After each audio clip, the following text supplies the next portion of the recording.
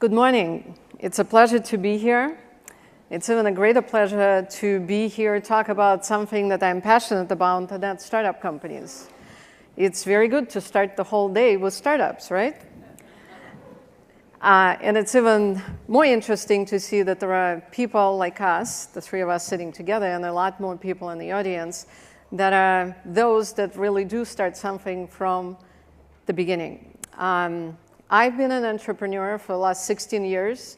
That is not something that I planned. I'm an electrical engineer by training with an MBA in international management. And back in the 70s, when I graduated, there were about 10 of us in a class of 2,000. When I started working at Honeywell, I was the only female engineer for about 10 years until another person showed up. So it is a great pleasure to see so many more people interested in STEM being here and looking forward to participating in the energy revolution. I started my third company last year to develop 1,000 megawatts of floating offshore wind off the coast of California. Because California has committed to 50% renewables by the year 2030, and it will require a lot of energy. However, to get a company going, there are a lot of challenges that we need to overcome. Number one, financial. You already heard at least 3 times here today in the morning, people are looking for money. Without money, you cannot really make things happen. Other challenges that we're going to discuss today include how do you get technology from an idea to reality? How do you get the technology that has been demonstrated to become commercially viable? All those things are very big challenges that we need to discuss. Here today, we have two panelists. Shazia Khan, who is with Eco Energy Finance, that's connecting off-grid Pakistanis to electricity, and Etosha Cave with Opus 12 that converts or looks for CO2 reduction in biofuels. I'll let each of them to describe their careers, and maybe each of you can talk about how you got to where you are. Did you plan to be an entrepreneur, or did it just kind of happen? Talk about your path. So maybe we can start with you. So I am a co-founder of Opus 12, where we take carbon dioxide, water, and electricity, and we convert it into chemicals and fuels. And we do that by using metal catalysts and electricity to break down the CO2 and water into smaller bits and pieces, and then reform them into new molecules. And these molecules include things like diesel fuel and plastics and things like that that we use commonly today. And my journey to entrepreneurship started right here at Stanford. So I did my PhD work here, and me and the other technical co-founder, Kendra Kuhl, we did our PhD together in the lab and in the chemical engineering department. And about 2.5 years ago, we're toward the end of our term here, and we're really excited about the projects we were working on and really love the technology and really passionate about it. And so we wanted to continue the work, and we thought the technology was ready for industry scale up. And so we started to build a company, and we found a student who was doing an MBA as well as a Master's of Engineering, and we joined forces and we started Opus 12 out of the lab here at Stanford. Okay. Thank you, Alla, and thank you all for being here and really for this opportunity. I'm going to start with my journey. I can trace it back to one very distinct moment. When I was a little girl, I had this very peculiar habit. I used to steal gold chains out of my mother's jewelry box, and I used to spend hours and hours tangling them up into these knots. The more intractable the knot, the better. And then I would derive great pleasure from untangling them. I would try to make the worst knot that I could and then just spend hours and hours and hours untangling them. And I can still remember that sweet spot, that moment where I was like, oh, I have this puzzle. All the threads become clear, and they all just start to unravel and everything falls into place. And I think that as an entrepreneur, this is something that you really have to love. You have to love problem solving. You have to be able to look at a challenge, see it as a problem, and then appreciate it for its complexity and really love the process of solving the problem. Because as an entrepreneur, you find yourself solving the same challenges again and again. You create a model, you have one iteration, and then each time you have a new development, you solve one set of problems, there's a whole another set of variables that you have to solve. So you have to really enjoy that process, I think, as an entrepreneur. For the last 10 years, I've been working on one very big knot, one very big intractable problem, and that is the energy crisis in Pakistan. It's a really, really interesting problem. For me, my family is Pakistani American. I was born and raised in the US in upstate New York. I was very interested in finding out what the roots of poverty were and figuring out how to work towards a solution for poverty alleviation in Pakistan.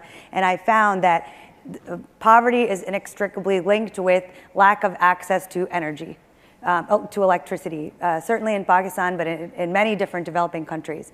And so I went to law school and I studied environmental law with a concentration on energy issues. After law school, I ended up working for the World Bank, first as an intern and then as a consultant. But I left there because I wanted to do something a lot more hands-on and really dig deep into the heart of this problem. So in 2009, I created a company called Eco Energy Finance. And when I first launched it, it was just a traditional nonprofit. I was figuring out how can I bring solar energy solutions and distribute them to places in rural Pakistan. But once I got there, I realized that there was actually hundreds of thousands of people where I only had a couple of thousands of solutions. So I came back and I went to Wharton and I enlisted the help of a group of people from Wharton who could help me turn this into a social enterprise. And it's been mentioned that one of the only ways to solve these problems is to figure out a way to make it profitable and to make it financially sustainable. And so that's what I was looking to do. So in 2011, I turned my company into a true company, into a social enterprise. And we began distributing solar home systems, solar lanterns, and we pioneered pay-as-you-go solar in Pakistan. I know Anya just talked about that a couple of minutes ago. I have a co-founder, his name's Jeremy Higgs. He's an Australian that's been living in Karachi for the last 8 years. And together we have built a sales distribution network that has powered over 12,000 homes. And that's where we sit today. Wonderful.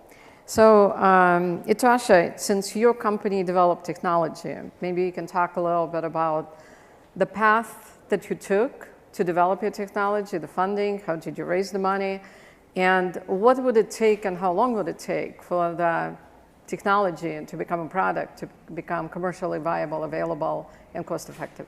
Mm-hmm. Yeah, that's a great question, because when we were here at Stanford, I mean, our PhD work was pretty much orthogonal to kind of what we do now in terms of developing the company. You know, our work here was basic science, was on the basic science side, and our company is actually building this reactor. And so we basically started out with a set of ideas, and that's a very risky place to be if you're developing technology, because there's technology risk in that there's a chance that your ideas won't work. And so it was very tough getting traditional VC funding. You know, people told us, well, as soon as you build a prototype that's working, we'll fund you. But we couldn't afford to build a prototype. We were just grad students and didn't have any disposable income to kind of build a lab and like have this prototype working. And it's not something you can do in your garage. So we basically set out to build an ecosystem around us that would provide the funding and the mentorship and things like that to get us going. And so we found that through the Tomcat Center here at Stanford. We got a grant through them that helped us build that first prototype. We also got into StartX, and we're also in an incubator at Lawrence Berkeley National Lab called Cyclotron Road. And you know, this has created this ecosystem around us that allowed us to use resources to build our prototype much cheaper and sort of a lean startup way, which has been phenomenal, because otherwise, you know, who knows what would have happened in terms of us being able to develop this company. So if there's any one bit of advice I would give for building a clean tech startup is make sure you create this ecosystem around you through incubators and accelerators and mentors and funding sources as well. And since we've been in Cyclotron Road, we have developed a prototype, and now that we have data and we know that our ideas work, we're scaling them up, and we're using both private money through angel investors, as well as government grants. So there's small business innovation research grants that are out there that have been tremendous help for us, because we basically write up our proposal and we show data that shows that these ideas can work, and we've been given small amounts of money to do feasibility studies, and then once we can show that it is feasible, we'll get a larger sum of money to actually develop the technology. And once we can develop our sort of larger scale prototype, then we'll be very attractive for VCs who will come in later and can support us as we continue to scale up and grow into a large company. And in terms of developing technology, it does take quite some time. I mean, every step of the way, you kind of have to show that your technology works. You can't release sort of a product that has a lot of bugs in it, because no one, a customer that's buying your product is investing a lot of money in this, and they're relying on it. It's an energy system, or it's something that they rely on. So you have to have it right the first time, and so that takes time, and it takes funding, and it takes setting goals and really being deliberate and making sure you can reach your performance points and knowing the economics of your system. And so we've been doing all of that, and we're still pretty early. We're working and we're getting really good progress, but there's still many more miles to go before we have a product there. Shazia, your company has a service. It's not really a product per se, it's a service. So how do you see that service to be able to scale such that it can broaden its population base and be reachable by many more people? And what would you need to be able to do that? Well, funding, as you've mentioned, is definitely critical. We've done pretty well. We've done the best that we could. We've raised almost $500,000 just through grants, debt, supplier credit. For us, it is a service that we're providing. We're providing something that's the equivalent of the utility service that we all have here. We pay for access to reliable electricity, and that's the same thing in off-grid Pakistan. There are 70 million people there that want access to reliable electricity. And the biggest challenge that we've had is working in a country where the government has no interest in providing access to energy for these people. They're very focused on increasing capacity for the national grid, but 40% of the population lives in these rural areas, and the government has no interest or no plan to get them connected or get them electrified. So there was definitely a market opportunity there. For us, it was really just about increasing energy access, but there is a market there. We have a 93% repayment rate amongst our customers. We go, we connect them. We did extensive market research. We had to get we got a great deal of grant money just to do the market research, because the data in Pakistan was very scarce. So I would say that we spent 3 or 4 years just going and trying to understand what the true energy picture in Pakistan was. I think that market research is really critical. We visited 44,000 households, 2,200 villages, just collecting data, figuring out what energy consumption patterns were, what people were spending, what their livelihoods were, what percentage of their income they were spending. And then we wanted to provide them with a drop-in solution that was affordable to them, and that was comparable to what they were already paying or less. And so now we go, we connect people, they pay through a mobile money agent. It's basically they're prepaying. They're the same way that they go and they top off on their cell phones, they're prepaying a credit. We can unlock it remotely, and then that unlocks a corresponding amount of energy to them every single month. I think that it's going to take off in the same way that cell phones have taken off. A lot of times when I get pushback, it's that, oh, well, it doesn't really make a lot of sense to have these decentralized solar solutions. Instead, you should be working on expanding the national grid, which is very expensive and doesn't make any sense, or building microgrids. Well, that doesn't actually make any sense either, because that's very expensive, and that's generating more electricity than these people actually have the need for. They want to light some fans, some light bulbs, charge their phones, they want to power a TV, they want to connect to the internet. They don't need to be paying for the infrastructure that a microgrid or that expanding the national grid needs. They need something the equivalent of a cell phone. To me, it's like if somebody were to say, well, we really need to still go and build power lines for phones because that's how people do it. Why? There's 180 million people in Pakistan, 130 million of them have cell phones. Why wouldn't they, if they can use that cell phone to pay for their electricity, And why, if they're already used to paying for something that's in their hand that they can carry around with them, why wouldn't they want the same thing for their energy? So I think it's really just a matter of time before decentralized solar solutions become the solution in the same way that cell phones have in developing countries. So if you look back and you try to identify 3 things, events, something that made you come to where you are, besides the mother's drawer chains that you were solving as a puzzle. But there are other things. What are the 3 things that made you who you are, got your company to where it is, and would allow you to succeed in the future? Well, I would say for me, in growing up in Houston, Texas, I grew up adjacent to a neighborhood that was affected adversely by an oil and gas waste site.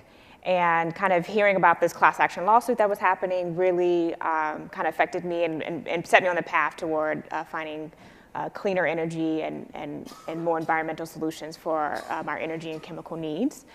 So I would say that was probably like the first big spark that kind of put me on this path. Secondly, I would say just having a lot of strong mentors along the way. There's several men and women who have really provided great advice and great mentorship, not only just for me, but also for our company now and our team. Again, through these ecosystems, the StartX and the Cyclotron Road and Tomcat Center have been really great in terms of encouraging us. And there were some times when we thought, oh, maybe we're not quite ready, and someone said, no, just go do it, and we did it, and that has been super helpful in terms of building momentum and getting forward traction. And I guess third, I would say getting a good team together. So I mentioned earlier, Kendra and I, we did our PhD together, so I know a lot about Kendra, more than I probably would ever want to know, because we've worked together for so long. And so that's been really great to have that really strong, not only are we good coworkers, but we also really understand each other and really work well together. And then we've built a team that's just phenomenal. We've been lucky in attracting really top scientists and who also work well as a team. And so that's been huge. It's not only just, it's great to go to work for the sense of purpose, but also just, it's really fun just to be around this team. So I think that helps get us through the tough times. Great, Shazia? 3 things that I think, well, I think first that I'm very American. I was born and raised here. I would say that my values are very American. My confidence, my bravado is very American. But some of the things that really help to define and to shape who I am are visits that I had as a child to Pakistan. I used to go to Pakistan regularly, age 4, age 6, age 8, age 10, 12. Every 2 years I used to visit. And those, I have very vivid memories that I don't want to say haunt me, but really left an impression on me coming from America. I remember there was no light, no hot water, no fans. It was really hot there. I remember just seeing so much poverty, and it was really difficult as a child to see just so much poverty and go from feeling this sense of hopelessness to anger to, well, why can't I be part of the solution? So I think that if you see anything that angers you, that can, on the flip side, be something to motivate you to be part of the solution or the change. I remember seeing kids younger than me and my brother, age 4, selling chiclets on the side of the road, selling fresh coconut, no shoes, nothing. I mean, I will never be able to erase those memories. But now every time I go back to Pakistan, I feel more and more empowered. I see different things. I see more positive things. I see how I'm effectuating change. The women that we're working with, we're giving them hope. We're giving them opportunities to make a living.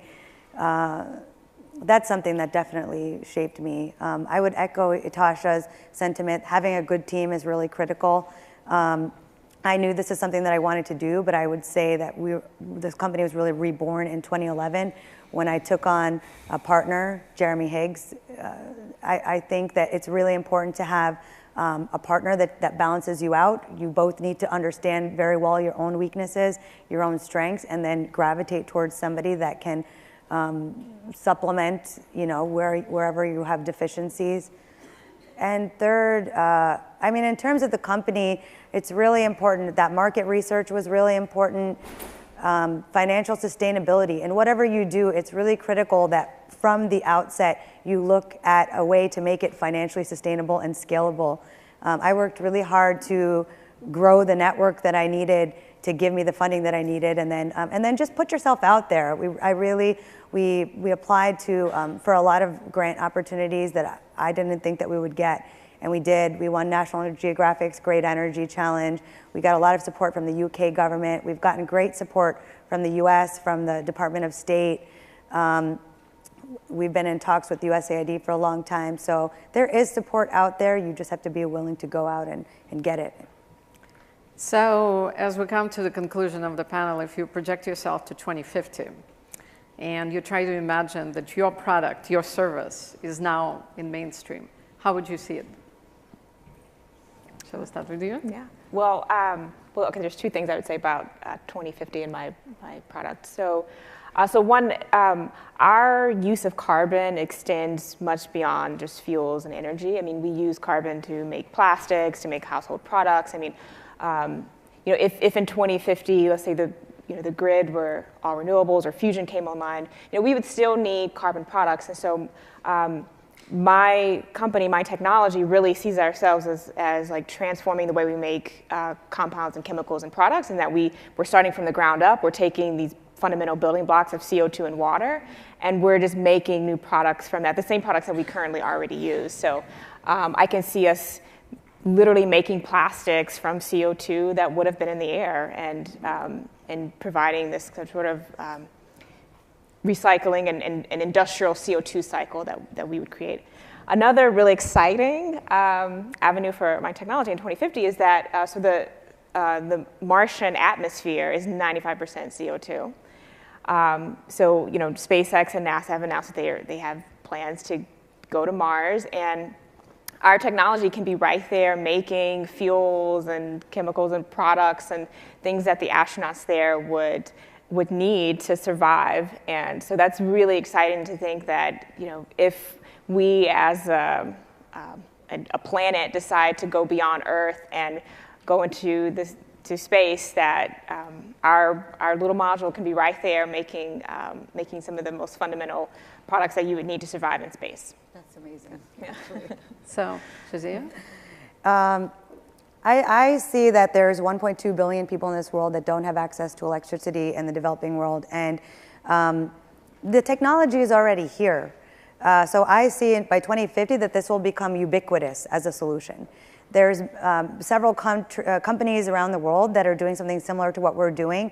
So the technology is really only one aspect of it. The difficulty is, how do you get a technology from a design lab or from a warehouse and bring it into the hands of people?